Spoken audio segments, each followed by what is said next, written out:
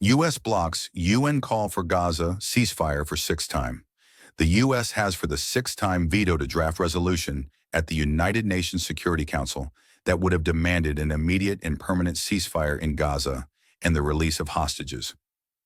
U.S. Deputy Middle East Envoy Morgan Ortagus said the text did not go far enough in condemning Hamas or recognize Israel's right to defend itself.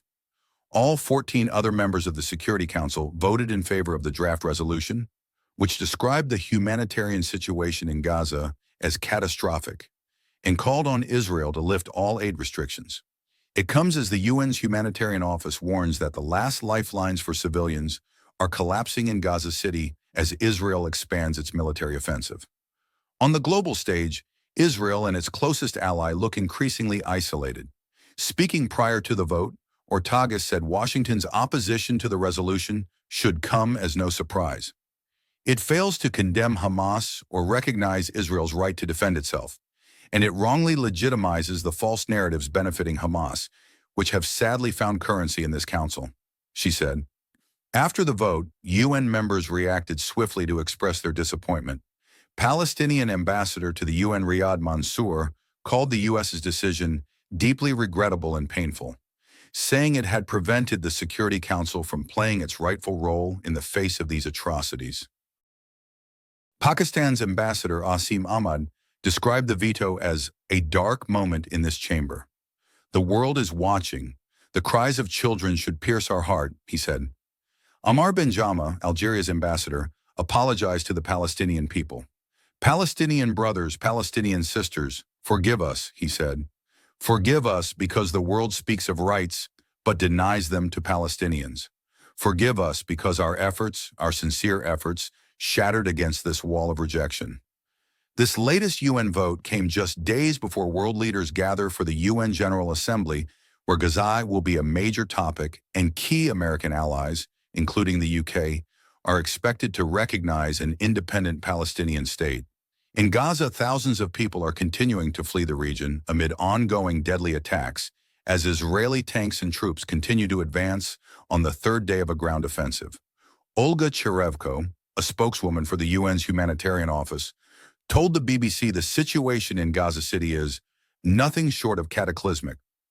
The Israeli military launched a campaign in Gaza in response to the Hamas-led attack on southern Israel on 7 October 2023, in which about 200 people were killed and 251 others were taken hostage.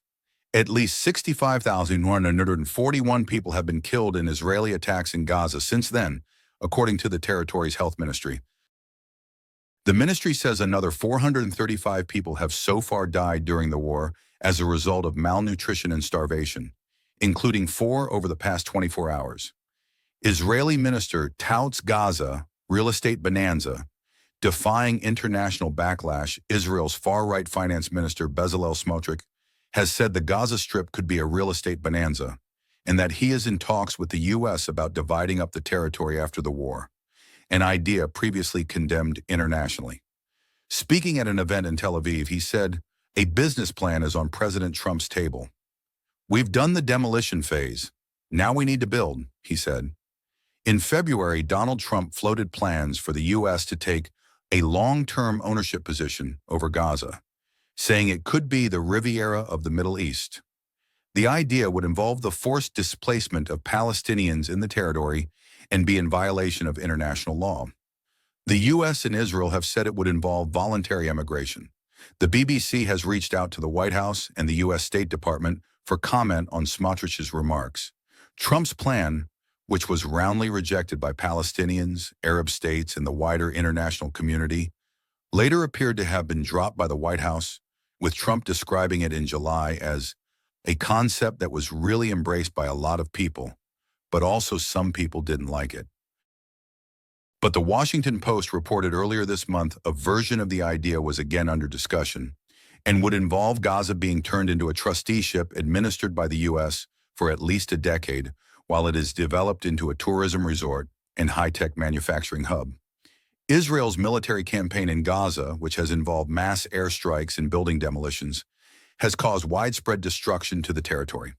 The United Nations (UN) estimates 92% of housing units have been damaged or destroyed, 91% of schools will require full reconstruction or major rehabilitation to be fully functional again, and 86% of cropland is damaged.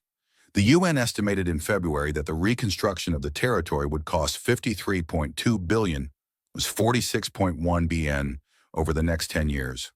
We paid a lot of money for this war, said Smotrich, so we need to divide how we make a percentage on the land marketing later. Smotrich, leader of Israel's religious Zionist party, is an ultra-nationalist who has been sanctioned by the UK and other countries over repeated incitements of violence against Palestinians. He has control over planning in the West Bank and has repeatedly pushed expansionist policies. In late August, he unveiled a proposal for the annexation of approximately 4/5 of the territory. He said the plan would involve applying Israeli sovereignty to approximately 82% of the West Bank, adding that this was in line with the principle of maximum land with minimum Arabs. Israel has built about 160 settlements housing 700,000 Jews since it occupied the West Bank and East Jerusalem. Land Palestinians want, along with Gaza for a hoped-for future state, during the 1967 Middle East War. An estimated 3.3 million Palestinians live alongside them. The settlements are illegal under international law. Israel launched its war in Gaza in response to the Hamas-led attack on southern Israel on 7 October 2023, in which about 1,200 people were killed and 251 others were taken hostage. At least 662 people have been killed in Israeli attacks since then, almost half of them women and children, according to Gaza's health ministry.